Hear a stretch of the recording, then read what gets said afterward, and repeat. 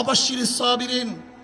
সেই দিন আসতেছে, আমি দেখতেছি, মনে হয় আমার চোখের সামনে আমি দেখতেছি ওই সংসদের মধ্যে কলেমার কথা হবে, কোরআন ও সুন্নাহর কথা হবে, লা ইলাহা ইল্লাল্লাহ উচ্চারিত হবে। গোটা বাংলাদেশের মানুষ শান্তিতে বসবাস করতে পারবে, জুলুম থাকবে না, অত্যাচার থাকবে না, অবিচার থাকবে না।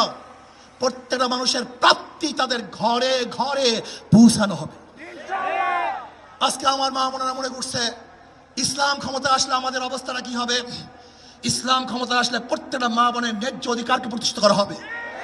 ইসলাম ক্ষমতা আসলে আগামী 5-10 বছরের মধ্যে সমস্ত গরিবরা দরিদ্র সীমার উপরে চলে যাবে। ইসলাম ক্ষমতা আসলে 28 লক্ষ কোটি টাকা বিদেশে পাচার হবে না, দুর্নীতি থাকবে না, জুলুম থাকবে না, অত্যাচার থাকবে না, নির্বিচার কোনো মানুষ আর খুন হবে না, গুম হবে না।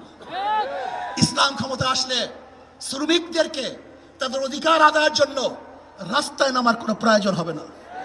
ইসলাম ক্ষমতা আসলে কৃষক, শ্রমিক, মজদুররা তাদের অধিকারকে প্রতিষ্ঠিত করার জন্য ইসলামী সরকার তাদেরকে নিয়ে কমিটি গঠন করে তাদের প্রাপ্তি তাদের কাছে পৌঁছে দেবে। আসুন ইসলামী হুকুমাত কায়েম করার জন্য আমরা চেষ্টা করব। আজকে আমাদের এই জনসভায় যশোর থেকে